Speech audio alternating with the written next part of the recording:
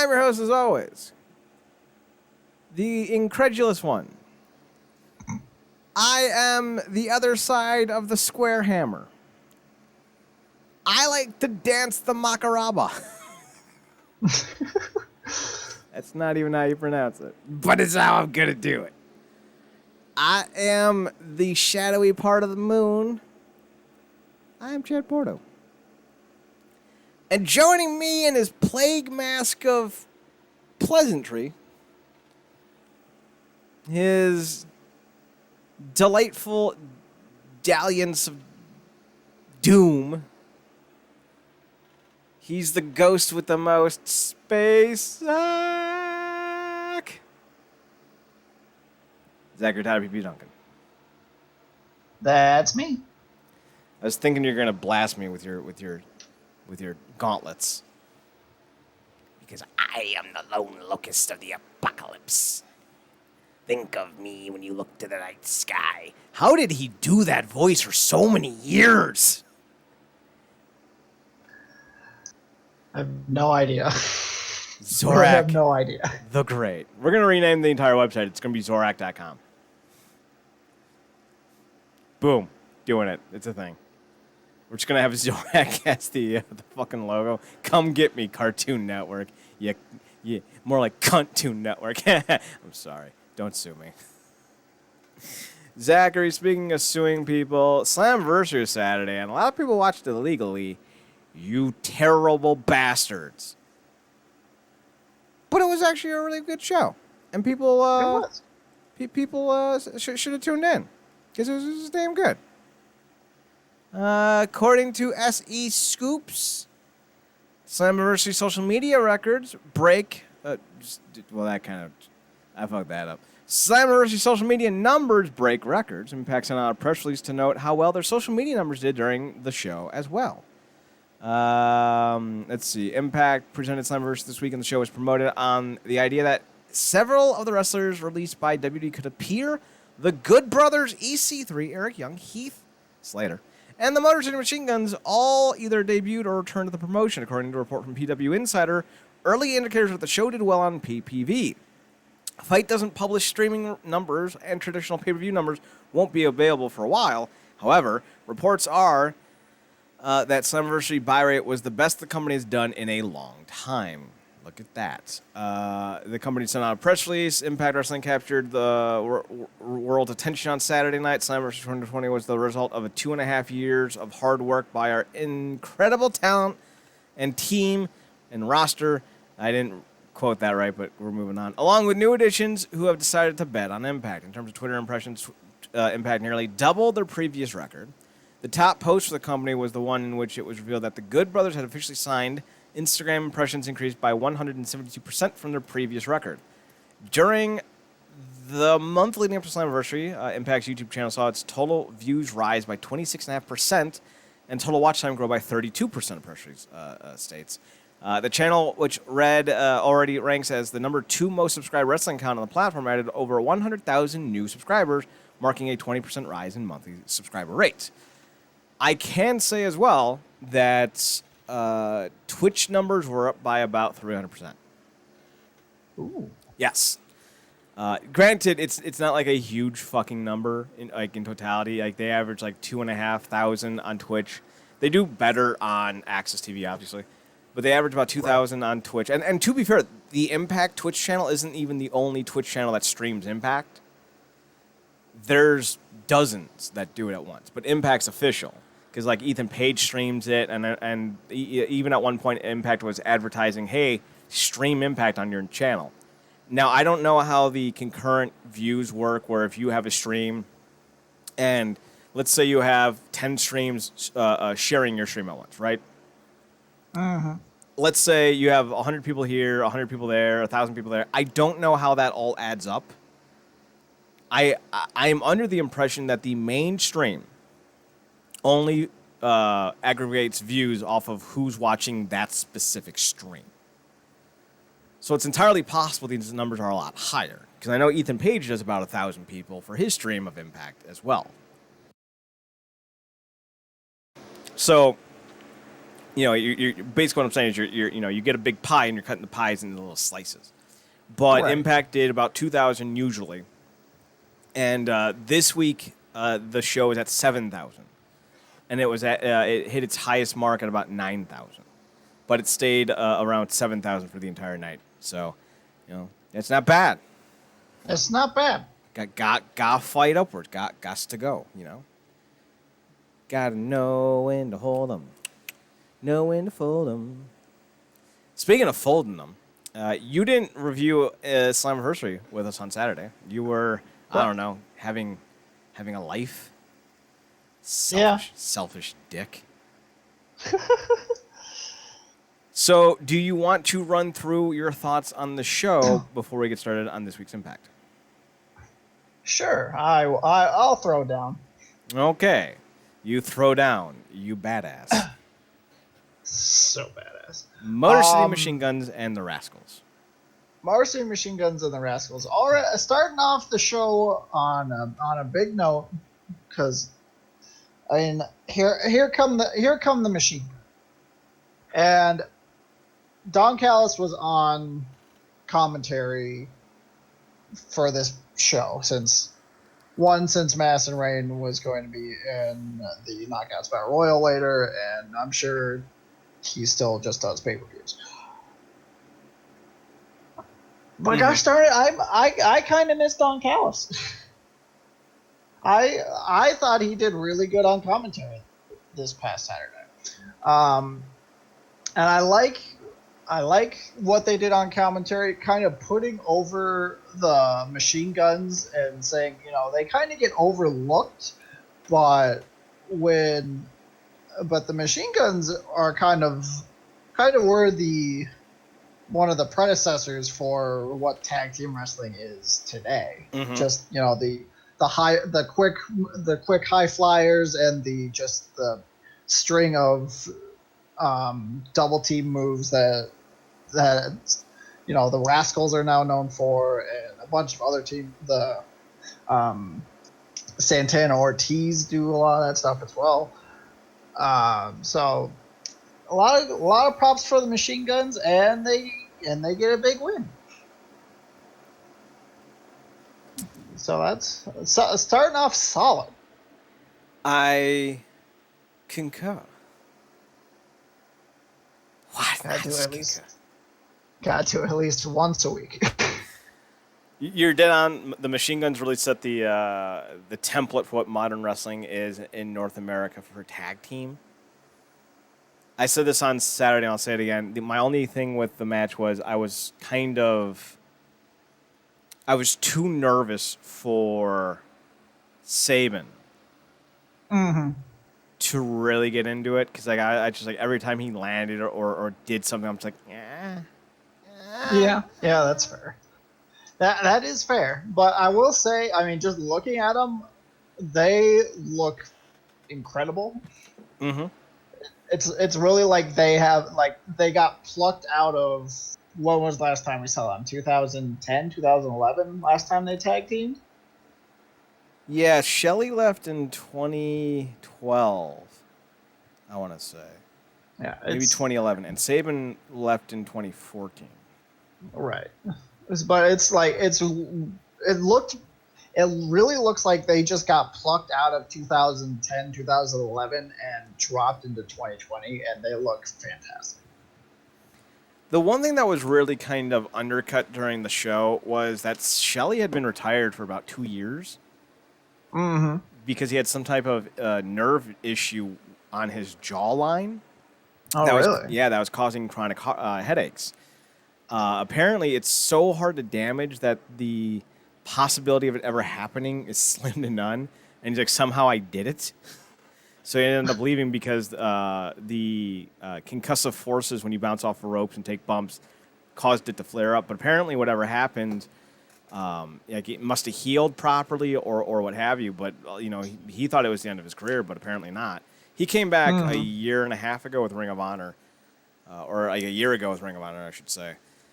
So It's interesting to see Shelley and Saban actually, like, they were together in Ring of Honor for a little while. I think up until 2017 or 2018, but Saban blew out his knee at the end of, I think, 2017, and that's about the time when Shelley retired as well. And a lot of people thought Saban was done as well.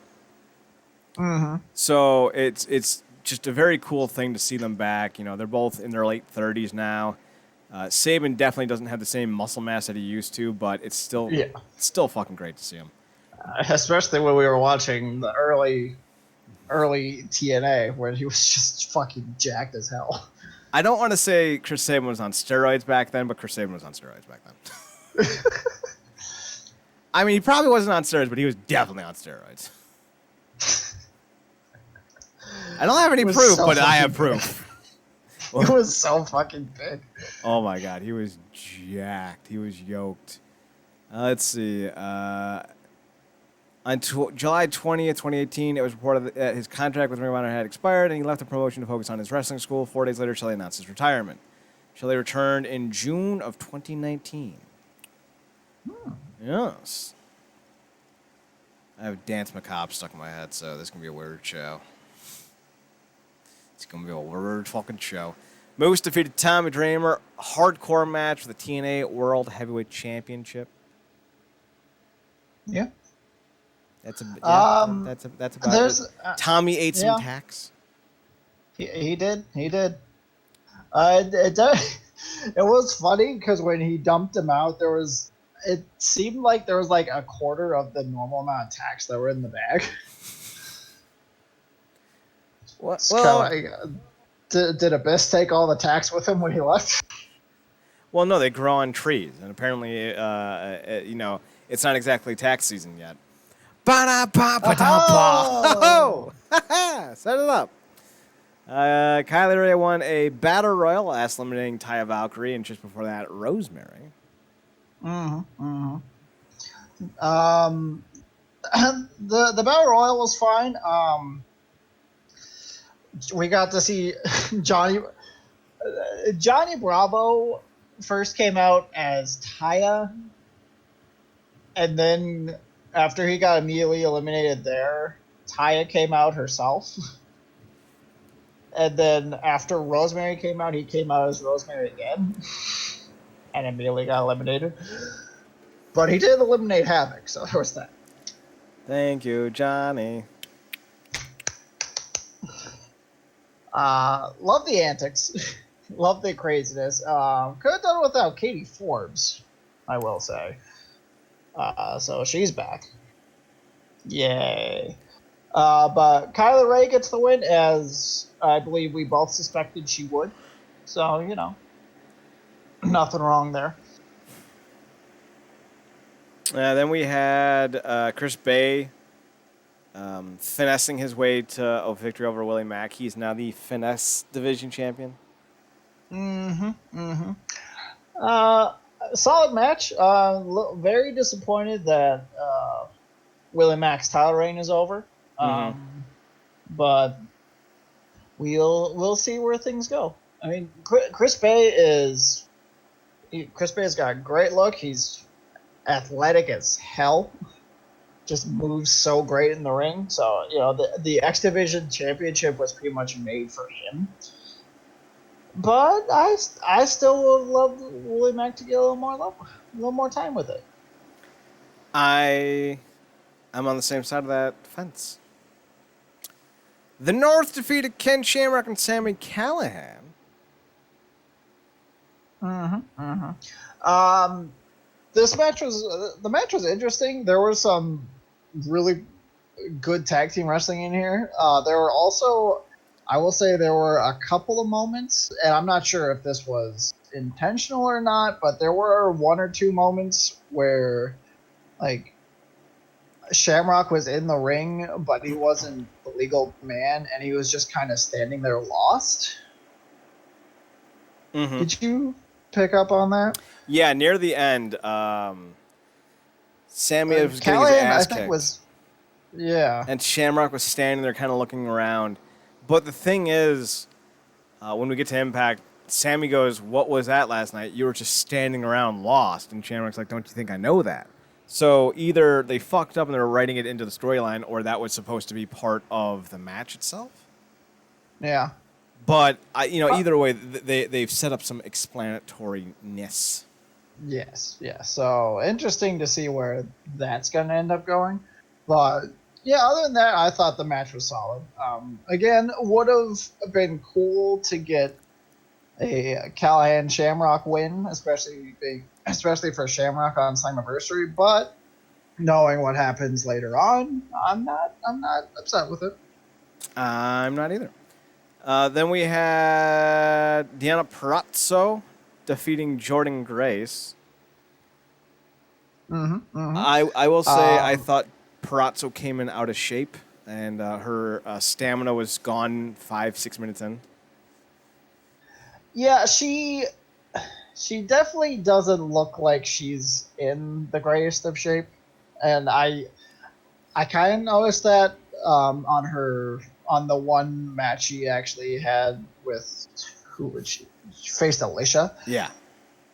Yeah, she was not in. She does not look to be in the kind of shape that I expected her to be in. But that being said, she's still very technically. She still looks to be very technically sound in the ring, and I like her with the Knockouts Championship. I still think that they kind of went into it too quickly. But as we'll get to with this week's Impact, it seems like they're really trying to reshuffle things and rework things for what they're doing moving forward. So, but I like Deanna Purrazzo as the champion because it takes me back to she's that great heel technical submission wrestling champion who, and those kinds of champions are always great because they can always just slip that submission in when you least expect it and get you to tap out, or if you're like Jordan Grace, verbally say I quit because you can't move your fucking arms. So the submission looked just nasty as hell, and it was great. And I am excited for her title reign because she definitely I think it was Don Callis kind of compared her. She's like the technical champion, like a Nick Bockwinkel or a Ric Flair or what have you. Which then Josh Matthews immediately kind of pissed me off because she's kind of like went to Bill Belichick or whoever the fuck. And then at that point I realized Josh Matthews makes comic books and football references, but he'll never reference past wrestlers. And that kind of bugs the shit out of me. Yeah. Josh is he's the guy that's supposed to bring the non-wrestling fans into wrestling, but he's just pushing the wrestling fans out. He is. It's really fucking annoying. I get the whole you don't want to get too much into the history because you want it to be accessible to everybody, to people that are just tuning in just randomly. But at the same time, if people are actually giving wrestling a shot and they like what they're seeing, then they're gonna hear these names and they're gonna be like, who that person is. I'm gonna go look that person up. It bugs the shit out of me, and it's him doing, and I'm not gonna say it's only on him because I'm sure, the producers are telling him to do this as well. But it's again, they're doing the same shit they're doing the same kind of shit on commentary that everyone gives the WWE shit for, including them. So it's really it's just another reason why I hate Josh Matthews. Well, you're gonna hate him even more. He is the producer. That's right. He is. Yep. As far as Deanna Purrazzo goes, I have faith in her. You know, while I think the pace of the match suffered, I don't want to sit here and slam on her because this is the first real action she's had since, like, what, February? Yeah. And I can only imagine how long she's been sitting at home, you know, fucking trying to figure shit out, right? I don't want to make my criticism of her endurance and her pace work to be I'm anti-Perazzo. I think she's phenomenal. But I called the same thing on Eddie a year ago. I'm like, Eddie, you're starting to suck wind 4 minutes in, bro. You're supposed to be the workhorse. Like, if it's like Havoc or Dreamer, okay. I'm not expecting them to be hard bodies. Right. I mean, with Dreamer, I'm just expecting him not to eat an entire case of Twinkies in a day. You know, I'm shooting low. But with Perazzo, you know, we'd seen her so often, and she was always in such great condition.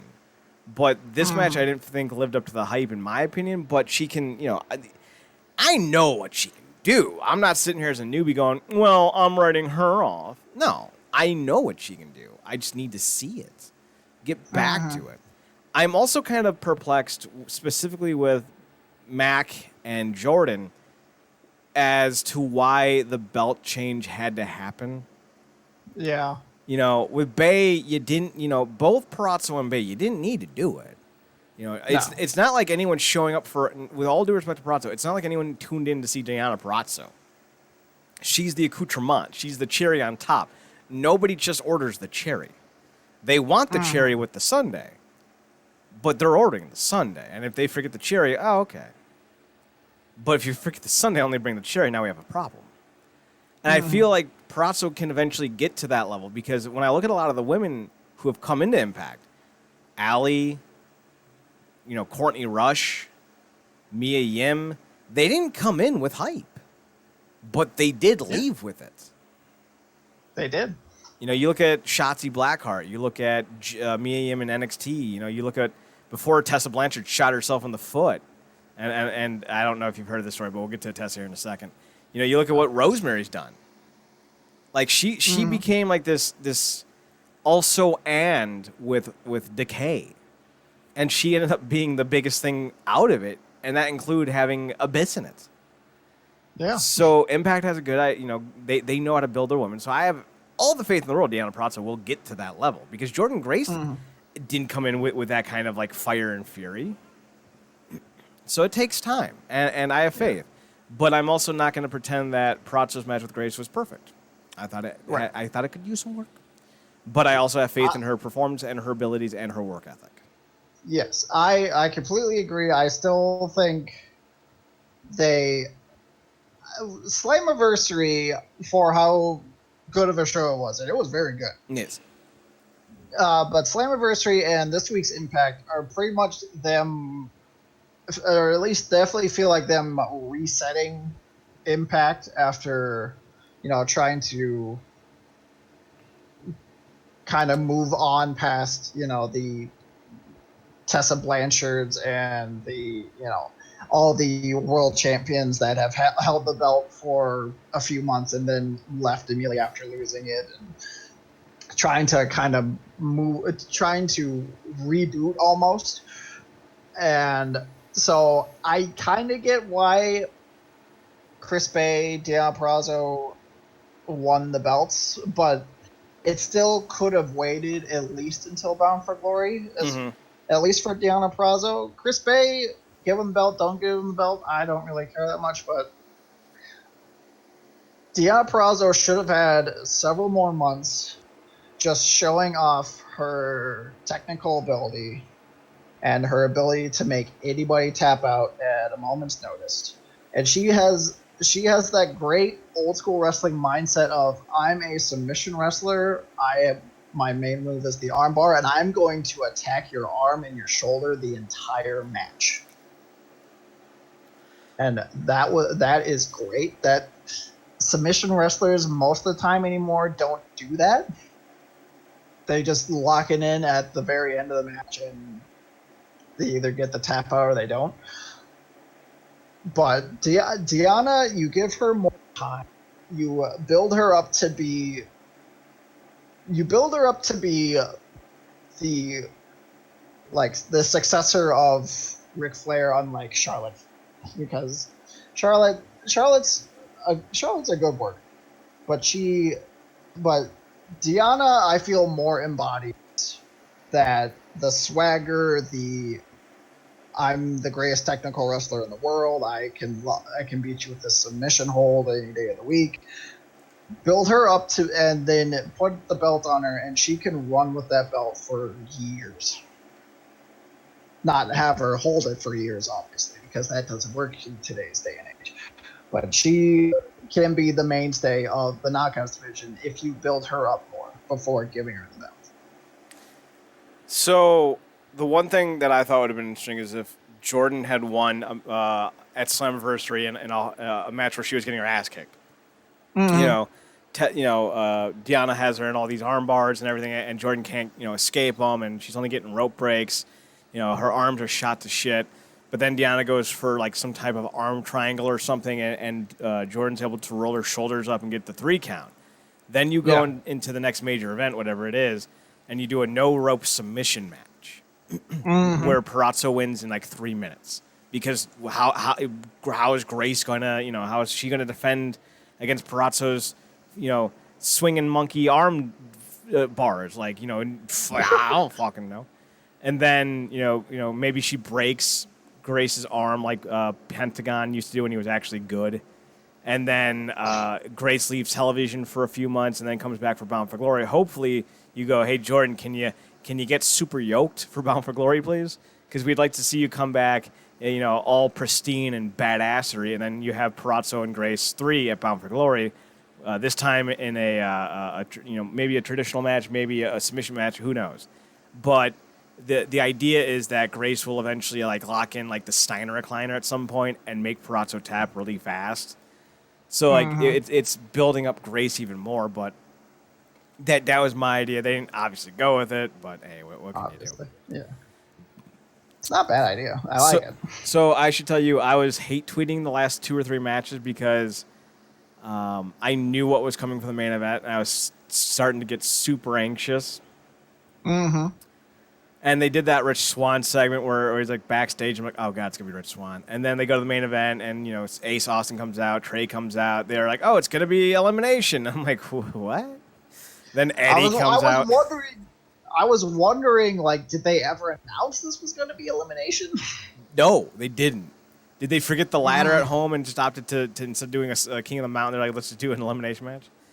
Apparently. So then Rich Swann comes out, and I'm just like, no. Like, you were promising me big surprises. This isn't a big surprise. And then Eric Young came out, and I'm like, lateral move! Lateral move! So I'm fucking simmering, and then, it started to get to look like it was either going to be Eric Young or Ace Austin, and I started to get even angrier. I'm like, no, don't. And then Eric Young goes out. I'm like, no, they're going to put it on Ace. They're going to put it on Ace.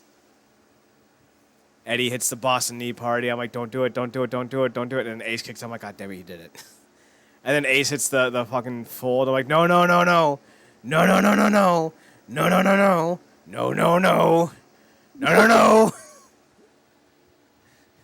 You've got a lovely bunch of Dragon Balls, diddly-dee, and there they are, standing in a row, boom, boom, boom. And I'm just sitting there like... Toss, two star, all as big as my head. Give him a toss of something, that's how Vegeta wins. It's bye-bye. God, it's nighttime. For the first time in 3 days, on a planet that has 2 suns. So... I was so mad. I'm so mad. And then I don't even remember what Eddie hits. I think he hit like a Blue Thunder Driver or like a Die Hard Flosion. Yeah, Die Hard Flosion. And he hooks the leg. I'm like, do it. 1, do it. 2, do it. 3, do it. Oh, 3. Oh, okay. Yay! And I'm sitting there. I'm like, all right. C+ show. The only big surprise is Heath Slater, and he announced the Good Brothers, who we already knew was coming in 3 weeks ago, the night before. C+. And then Ace Austin and Sawyer beat up on Eddie. Then the Good Brothers come down, and they're all celebrating. Then you get the fucking hash marks, and then you see fucking Ethan guard their EC3. He's like, form your own narrative. And then he just disappeared. I'm like,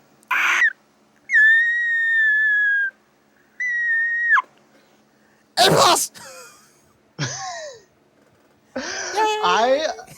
I honestly went through the same, not maybe not to the same degree, but Stages of grief. I was definitely like, okay, so it's Rich Swann. I guess they technically didn't say it was gonna be a returning person as the fourth slot. But I was like, okay, well, that's disappointing. And then Eric Young comes out. I was like, well, I mean, at least it's a return. I don't know when the hell this became an elimination match, but okay. And then EC3 pops out at the very end. I'm like, I forgive you. All is forgiven. So you sold our van for this moped so we can get to Colorado. Mm-hmm. Just when I think you couldn't do anything else. Oh, no. What was the line? Just when I think you couldn't get any dumber. Dumber. You do this. And totally redeem yourself. Jim Carrey's Scott DeMarsh is kind of like shrugging, like, yeah. So, and like in hindsight, it all makes sense. You're not going to debut EC3 in a loss. Right. So I'm sitting there like, you got me. Yeah. I definitely had that thought too, because it's like I want it to be EC3, but at the same time, he should not lose on his return. That's why I kept thinking, have him come out after Moose beats Dreamer and do something for the TNA World Title, so that way he comes back and make. And I hate they've said made an impact so many times it's pissing me off, but done that and then that way he's back and he didn't get a loss right away. But I like what they're doing now. Yeah, they're kind of making him into this very, very different character. Mm-hmm. We'll get more into that as we review the show. But it was definitely a very great pay-per-view, all things considered. I like the Heath stuff a lot. Yeah. A lot more than I should have. Mm. And seeing him next to Rohit, the guy looks fucking huge. Yeah. You kind of realize that when they talk about, the land of the giants, they ain't kidding. No. Heath Slater's probably 6'3". So that was he's listed as 6'2". I also kind of laughed when I saw Rohit come out. I'm like, oh, look, it's the Impact version of Heath Slater. Yeah. So that was very cool. Everything there was great. I did miss the first portion of Impact originally because I was working, and I forgot that it was past 8. I'm like, oh, shit. So I was a little late to the party. I didn't. It says right here, EC3's terrifying message kicks off Impact. Mm-hmm. Was that how it went? Because that part I did not see. Yes. Yeah. Okay. He had his whole video package saying, you've been controlled your whole lives by, people telling you who to like, what to buy, what to eat. Have you ever done anything of your own free will? And then the catchphrase of "control your narrative" came up. So that was pretty cool. I did go back and watch the rematch. I was a little surprised they went on the first show after Impact after Slammiversary, but it does make sense. They knew they were going to have a big audience, and they wanted to make sure that they hit with their feet running. They hit the ground running. So in hindsight, it makes sense. Poor Willie Mack. I do hope he gets more opportunities, though. I think the biggest issue with Mack was he didn't really have any promos. Like, his one that he had was with the Deaners, and it was fucking amazing. Yes. But most of his stuff was either just like him doing backstage stuff with Rich Swann, or like having a conversation with, like an interviewer, and like that was it. And, he didn't really pop when he could have. But that stuff with Deaners was great. Him and Shark Boy, new tag team. The Stone Colds. See, yeah, I definitely agree. Like, there was a moment in the rematch when Bay tried to mock Willie Mack by doing his moonsault, his standing moonsault, and Mac reversed it and got up, and he was pissed. He said, "You're trying to do my shit." I was like, "Oh, where was this Willie Mac been?" We need. I definitely agree. The thing we've been missing with Willie Mack has been we need to see some actual like emotion out of him. Like we've always kind of compared him to Dusty Rhodes, and he could be this generation's Dusty Rhodes essentially. We need to find something that hits like that, just strikes a chord with him. Like his segment with the Deaners was definitely his best segment. But we need to get one of those and the Dusty Rhodes thing. You know, we need to get that Hard Times promo out of him. We need to get some match, some feud, some rivalry that pulls that out of him, and then he's off to the races. Mac retains. We move on to the Good Brothers arriving at Impact. They cut a pretty decent promo talking about how, you know, in the other place they were kind of, and here they're going to be, Ace Austin and Sawyer Fulton, though, aren't too happy because they were going to have fun beating up on Eddie, but the Good Brothers stopped it because it's in their name. Good. So now they're going to do a thing. They would come back around for a post segment offering a little bit later, but you know, typical brawl, solid stuff. You know, yeah. Good Brothers have a lot of makeup to do. Yes. You know, that's pretty obvious. WWE not just bungled them, not just misused them, but flat out buried them.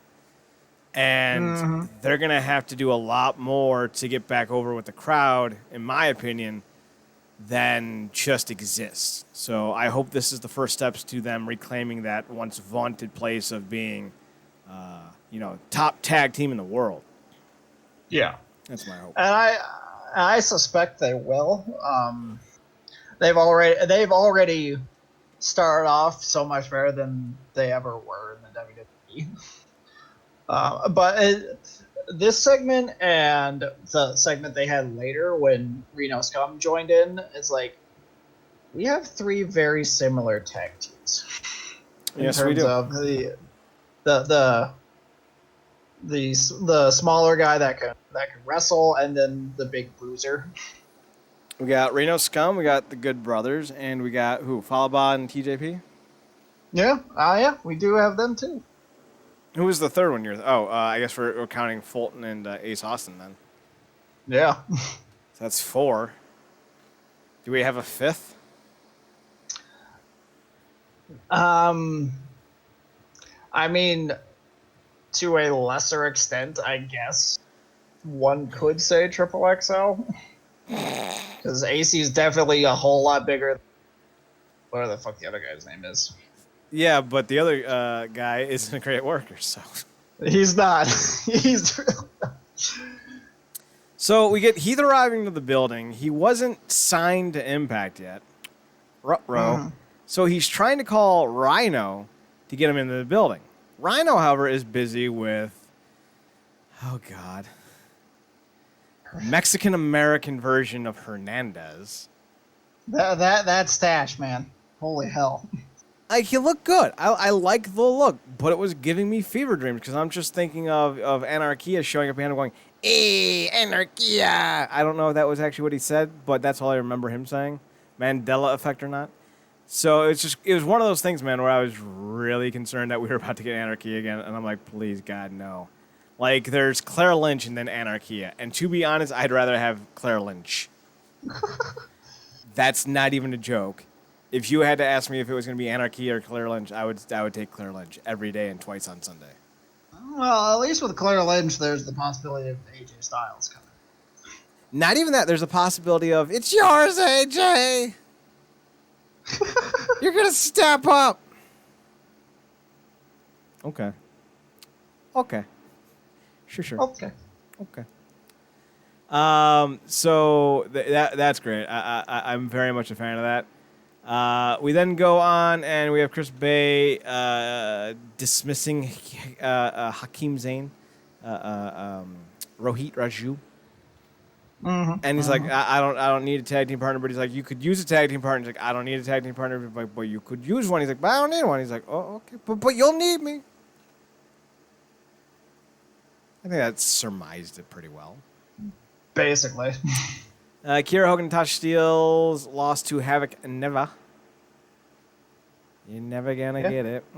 No, you're never gonna get it. It was not good. It was not like Havoc and Nevaeh are not great, and for in this match, Nevaeh definitely did not do well. She definitely looked lost, and for whatever reason in this match, both seemed to do worse than they've done in the past. Yeah, it's not good. Kiera's finding her feet. That's becoming very clear. Tasha Steelz is all personality, and that's helpful in a tag team. But having to have Kiera Hogan and Tasha Steelz be the workers for a Havoc and Neva is no. Tasha and Kiera, I think, can get there as a tag team, especially if Kiera Hogan continues to develop, because she's been just watching her growth from when she showed up 2 years ago to now has been just a wonderful thing.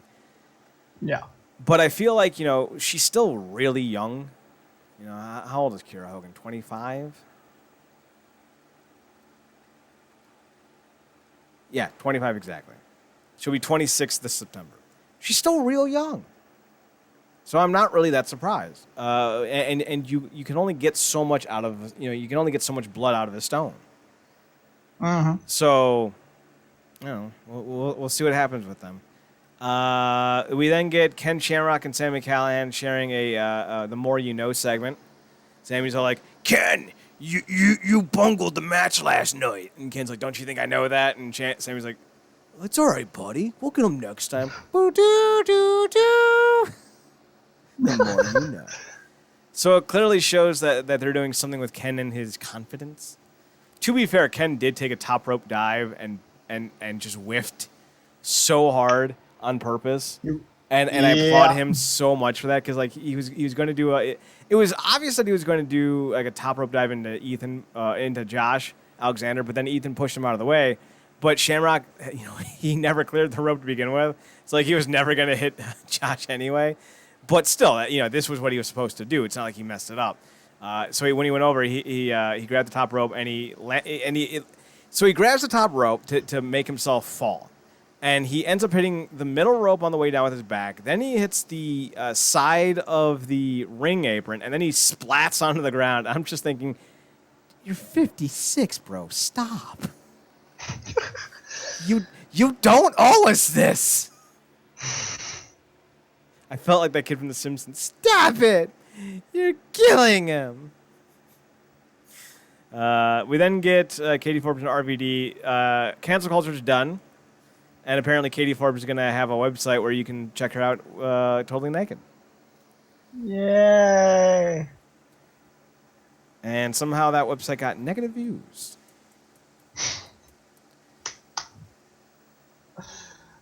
We then get Rhino versus Hernandez. They're apparently still not over their battle for the arm wrestling money. So they're going to do a one-on-one match this week. Winner gets all the cash. It's going to be a big, hard-hitting affair. They're expecting the match is over. I'm sorry. What? It's already over? 13 seconds? All right, never mind. Rhino beats Hernandez in literally the time it takes to ring the bell and hit a gore. And hit the 3 count. Yeah. That was it. Mm-hmm. That's all.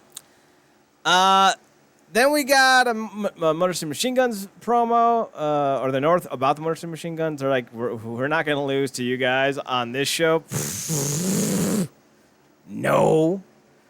And then Curt Hawkins is like, hey, what's up? And everyone's like, what? What? All right. I guess you can be here too. I'm not even gonna pretend to be like against this because like normally I would be like I don't give a shit about Brian Myers, Curt Hawkins, like I don't give it. But I also thought that Johnny Swinger was gonna be the worst thing ever. I was wrong. Yeah, so that's true. I'm going to give Brian Myers a chance. Zach, are you going to give the former Curt Hawkins an opportunity? I'll give an opportunity. I was giving him an opportunity when he started doing his Chuck Norris facts gimmick. It's like, okay, let's see where this goes. Oh, it's just him losing every week still? Okay, sure. Yeah, we'll see what happens. WWE is terrible. Have you even watched that company? No. When was the last time you watched it? Do you remember? I watched. It was a WrestleMania. I think Bret Hart was there. The only thing I remember about it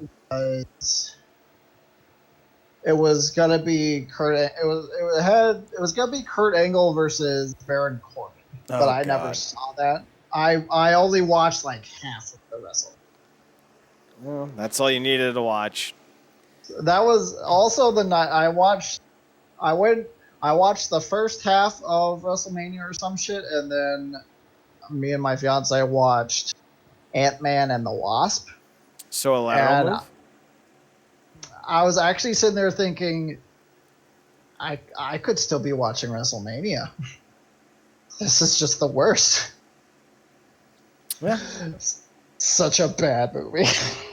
It's I haven't seen it yet, but most Marvel movies just don't do it. Yeah. That was last year's WrestleMania 35. Baron Corbin. Was that last year? Yeah. I thought it might have been 2 years ago. No, Corbin defeated Kurt Angle. I'm so sorry, Kurt. If only it could have been Jason Jordan. If only it could have been anyone else. Literally. Yeah. Triple H, Batista, Finn Balor, Leo Rush, Bobby Lashley, Samoa Joe, Rey Mysterio, Drew McIntyre, Roman Reigns, Kofi Kingston, Big E, Xavier Woods, Daniel Bryan, Rowan, the Iconics. They would have been fine. The Miz and Shane McMahon, AJ Styles and Randy Orton, Seth Rollins and Brock Lesnar. All of them would have been better. All of them. Yeah, shit. Give us another AJ Kurt Angle. Hell yeah. Angle Brock. Though I feel like if Angle wrestled Brock at his age now, Brock would literally just break him. Just accidentally throw him too hard. Yes, because that's what Brock does. GM Miller interviewed Deanna Prazo. Kylie Ray's like, I'm Smiley Kylie. And Deanna Prazo's like, I'm going to take your arm. And Kylie's like, please don't. I need that. And Deanna's like, oh, okay. No, I'm going to take it anyway. And Kylie's like, no. And then Deanna's like, all right, I'm not going to do it. And Kylie's like, oh, thank God. Because I really need that arm. And then Deanna's like, which arm? And Kylie pointed to her right. And she's like, oh, okay. And then she snatched the arm. And Kylie's like, why did you do that? And she's like, I told you I was going to. At least that's how I remember the segment going. I mean, it sounds pretty accurate to me. I could be wrong. Alicia and Kimberly show up to separate them. And what I found adorable was Kylie's 5'9", Deanna Prazo's 5'2", but she's not exactly a tiny one. Mm-hmm. And watching Alicia, who's like 3'2", 2'36", about 60 pounds, right? Try to hold back Kylie. I was just like, that's adorable. Alicia, you are a wonderful human being. You keep being you because you are fantastic. Speaking of Alicia, her hubby, Mr. Alicia, wait, is her name really Alicia Edwards now? I think so. Aw, she took his last name. That's so sweet. Mm-hmm. Like, sincerely. Like, so many times you see professional women opt not to take the name. Yeah. I just think that's really sweet. I don't even It is. kid. She was Alexis. Oh, God damn it. Her name, at one point, her name was Alexis Neva. Oh, gosh. You would never need to, like, not use that name ever again. She was Alexis with a U, and then Alexis Edwards, and then Lexus, and then Mercedes Steele. I don't know what she uses, but I like this. Sassy Massey. I like it. I mean, I feel like it's better than Mercedes Steel. I thought she was from Boston. She's from California.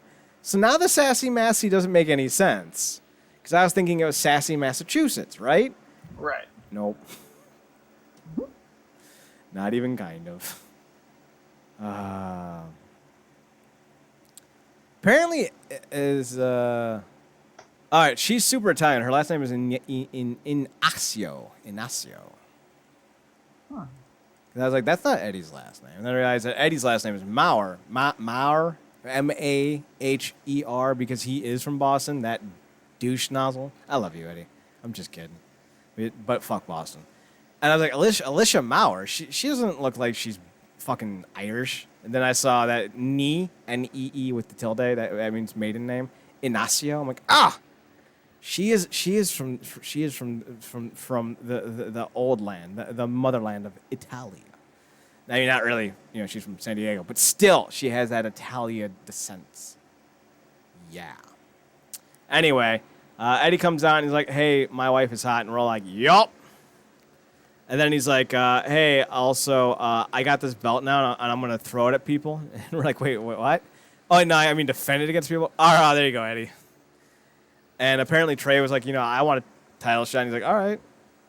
But before that happened, all of a sudden Eric Young comes on. He's like, hey, Eddie, I was in Team Canada. And Eddie's like, that's cool. And then Eric Young was like, my best friend's Bobby Roode. And Eddie's like, don't care. Eric Young's like, I'm a smash your face in. And Eddie's like, been there, done that. And then he's like, you want to fight? And Eddie's like, yeah, all right, yeah, let's do that. So then they rabble. And then the referees break it up. I like the segment. I thought it was good. Eddie's not a strong mic guy, but him throwing down, I'm gonna defend this every week. I would, every other week's fine. We don't need to go crazy, but that's great. And Eric Young is the perfect guy to build up with.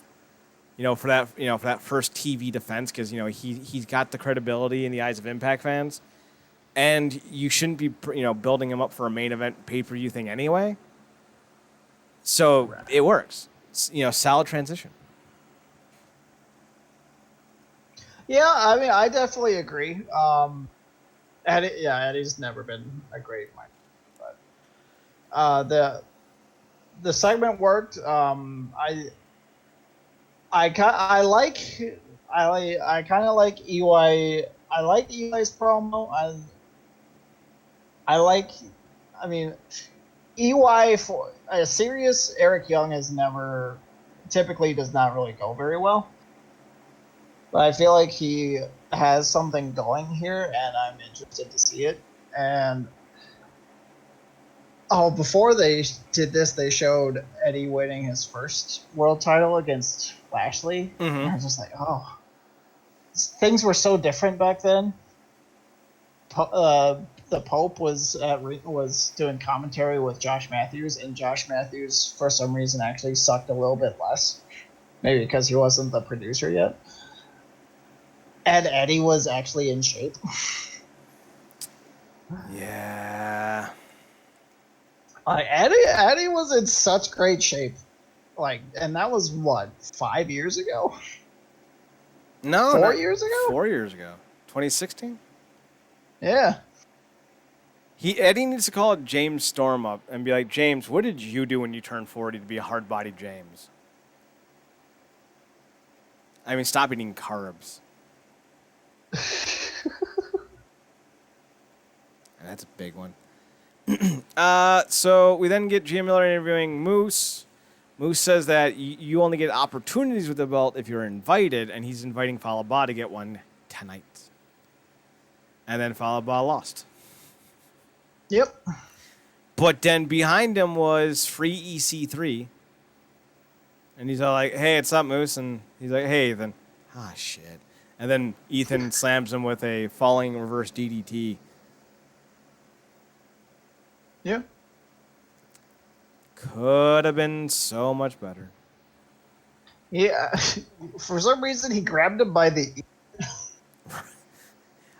Love that. Like it was, like it looked vicious just the way, like he was gonna. He didn't go. But still, like, I will say it did kind of give me what I thought they should do at Slammiversary. Though we haven't really heard his attacking Moose. But at the same time, they've said multiple times that EC3 doesn't work there, technically. So him having little videos at the beginning and ends of shows doesn't really make any sense. And even Gia Miller was like, Moose, with your invitationals, are you going to someone like, oh, out now EC3? He doesn't work there. You make some valid points. I was hoping EC3 would hit him with the Scorpion Death Drop. Yeah. I was really concerned that he was going to hit him with the roll the dice. I like the move, but no one else does. That move that Cody used to do, where he would set him up like that and then do that flipping roll. Mm-hmm. I like that move, but no one else does. And I didn't want people shitting on EC3 in his return. Then the Good Brothers get jumped by Reno Scum when Ace Austin and Madman Fulton provide the distraction. They throw Reno Scum 3 feet behind them and then try to pursue a motor vehicle on foot. Yeah. You know, it was a segment. It was. We then get Welcome to WrestleHouse. I'm sure you're like me and you thought this was the best thing on the show. That was so good. So Johnny Bravo gets an apartment building with Rosemary so that he can be desold. Yes. Ty is there, however, and this upsets Rosemary. It also upsets Rosemary that Johnny's a virgin. See, I honestly could not tell what her reaction. That was a disappointment, or she was like muttering on her voice, "Thank you so much." Does she want virgins? Does she not want virgins? What does she want? I need to know. Well, we'll have to check the invoice. So all of a sudden, Taya shows up and she's like, Taya or Valkyrie. You know what they say? Three's a crowd, unless it's a party. So she starts zapping people in. And like Alicia pops in, Kylie Ray pops in, Triple XL, Johnny Bravo, he's already there. Johnny Swinger, the Deaners, and Sue Young. Susie and Crazy Steve. Yes. And Rosemary and Crazy Steve did like I know you little point to one another. I thought that was adorable. It was so good. Then yeah, go on. Ty is like, what the fuck is just happening? Crazy Steve just walks off into a little room that looks like it was already set up for Rosemary. There was already some dark shit going on in there, and he just sits down on the couch and he's like, this is the greatest reality show ever. I'm so excited. I'm absolutely on board with this so hard it's not even funny. I love it because if for no other reason than Impact is bringing in a lot of new people, a lot of returning people. So, you know, space is kind of limited. So it gives a lot of people something to do. It keeps them on TV. But at the same, and it's also great because the Rosemary, Taya, Jai Bravo dynamic is fantastic. And I feel like this is just Rosemary's way way of trying to drive Taya insane. And I'm so excited. I'm so excited, and I just can't hide it. All right, then we get the main event. It's the North versus the Motor City Machine Guns. Fun fact, the original name was going to be the Murder City Machine Guns, but TNA thought that was a little too on the nose. Yeah, maybe a little bit. A little bit. Hell of a match. I enjoyed it. Mm-hmm. Part of my soul broke when the Machine Guns beat the North, however. I knew it was going to happen, you know. Right. Like, you know, big title change on the big show after the big event. You know, it's the usual flavor that you get in these situations. I'm not mad about it, though, because it's a great comeback story for Chris Sabin and Alex Shelley. I just hope they actually present that, because Sabin's been with the company since last March as a producer and as an agent. So it'd be nice if we can, you know, give proper due here, because this is a big moment for these guys. I was actually all right with the North holding the belts for another year. Yeah. So I'm interested to see where this goes. Zach, any issues with the Guns beating the North? You know, I didn't really have a huge issue with it. I did think, I mean, it definitely made sense after how they brought the Guns back on Slammiversary, had them beat the Rascals, and it's like, if they had brought the Machine Guns back, beat the Rascals, have them come out after the tag team title match at Slammiversary and say, we're going to face you for the titles to see who the best tag team actually is, and then have Machine Guns lose, I would have felt like, was all of that really necessary then? Couldn't you have done something a little bit different with them, bringing them back? But so having them win makes sense with how they were kind of setting it up.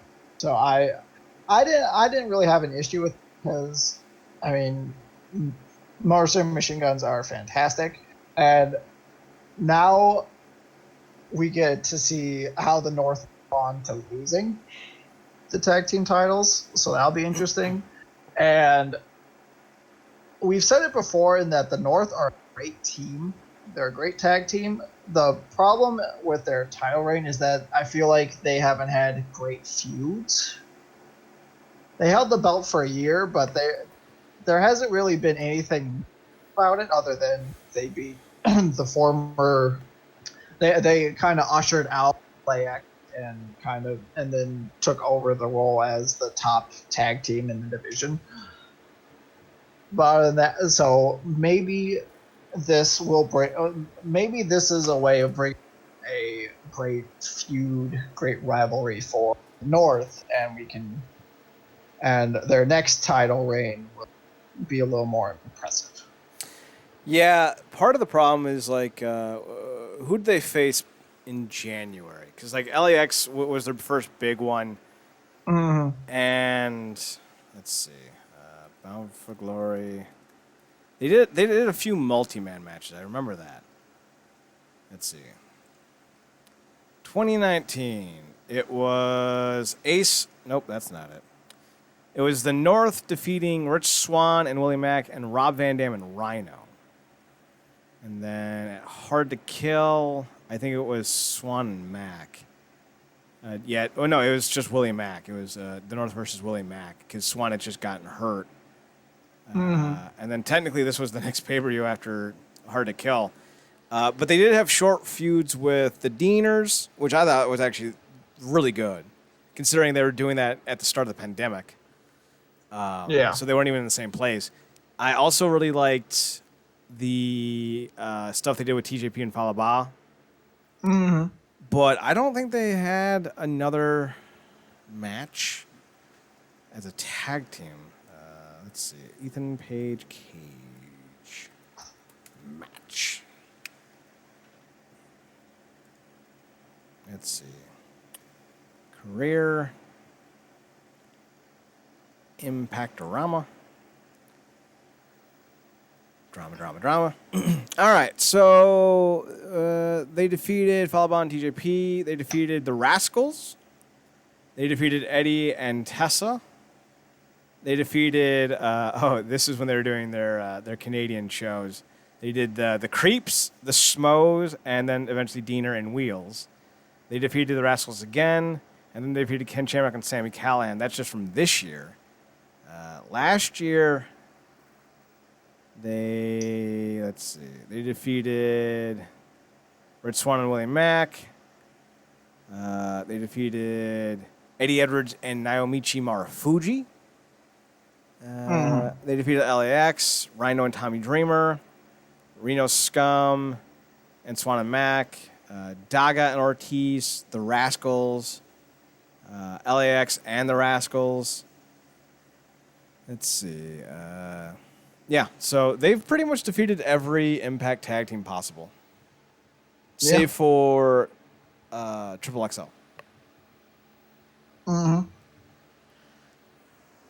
It's not bad. You know, they had a good run. They didn't have their Beer Money Motor City Machine Guns feud, but I think they still had some pretty decent ones. You know, the Rhino Rob Van Dam North stuff I thought was great. And then I was really big into the Cody Deaner and North stuff, especially with Cody Deaner being in quarantine. That was great. Oh, God damn you. Cody Deaner, you beautiful son of a bitch. So the show ends, then we get our bumper, and it's Heath Slater finding his way into, it says sneaking into the Impact Zone, but that can't be right. Unless we're just calling the Impact Zone anywhere Impact is at that week. I mean, I feel like that's what they're... Because I haven't heard them, or at least I haven't noticed them calling anything they've been in the Impact Zone. Personally, I think they should build their own Impact Zone. Or just go back to Orlando. Not like permanently. I mean, permanently, yes, but not like every show. Like, get the studio and run shows there, like once a week, with local talent and whoever you have on hand. Granted, don't do it now. It's fucking pandemic season. But, like, when we get the vaccines and shit, like, that's when. I think that would be a lot of fun. Especially if you make it like, you know, part of the actual fucking area. Like you can do tours and autograph. Like the problem that they had in Orlando is that they never fully immersed themselves in the possibilities that exist with Orlando studios. So I don't know. We'll see what happens. Zach, any final thoughts on this week's Impact?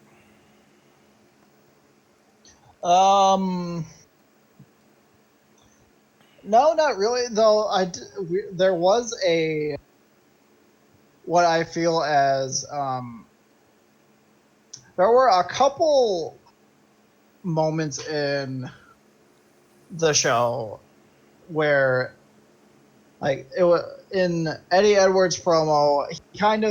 He didn't really say it, but he alluded to the fact that the last several world champions didn't really stick around. Yeah. Which kind of used the world title as just a bump, as a boost to send them somewhere else. And then it was during the Moose Fallah Bahh match when Josh Matthews continued to say that he was a world champion, and Master Rain said something to the effect of, what more could we ask for than a world champion that shows up to work and wrestles?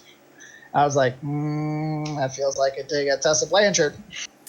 Well, allegedly Tessa Blanchard, she did not give back the Impact title.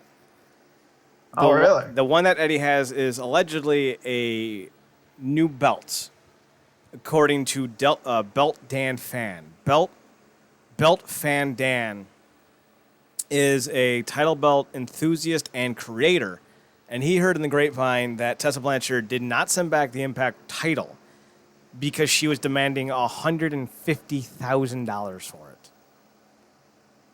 What the fuck? Yeah, it's not good. No. I don't know if it's true. I have no reason not to believe it's true. I mean, because it sounds like something that would be true. she didn't come back to work for 4 months. She made up every excuse in the world. She couldn't even do the work that was assigned to her. Yeah, it's not exactly the hardest thing to believe. Like, maybe it wasn't 150,000, but any amount of money would have been too much money. Unless you're saying, hey, it's going to cost $100 to ship this back. I'll ship it back if you send me a check for $100. Like, all right, fair enough. Like, Right. That's fine. Yeah. I get that. Yeah.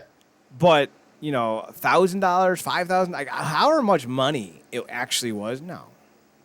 Like, that's a cunt move. And it shows just who she is, and it shows that a lot of the people who had issues with her were absolutely justified in having just that.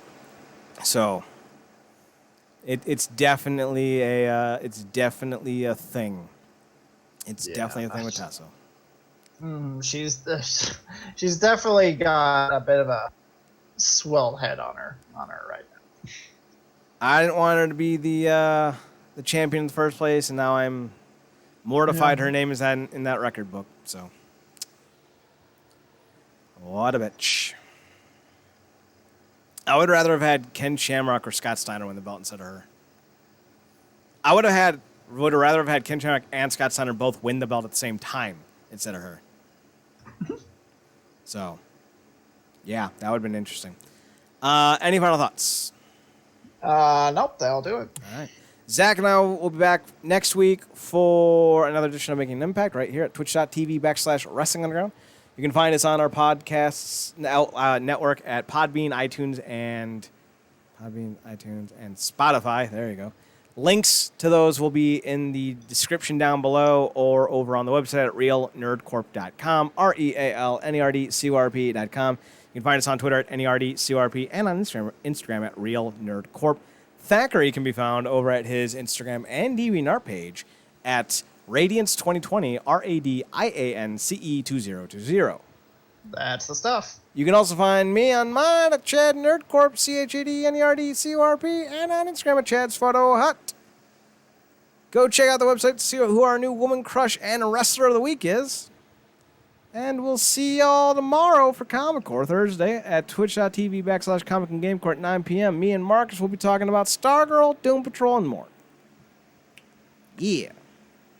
So for all of us at Real Nerd Corp and here at Making an Impact, and for Zachary, Tyler, P.P. Duncan, I'm Chad Porto. Thanks for tuning in. Thanks for checking us out. Thanks for giving us a chance.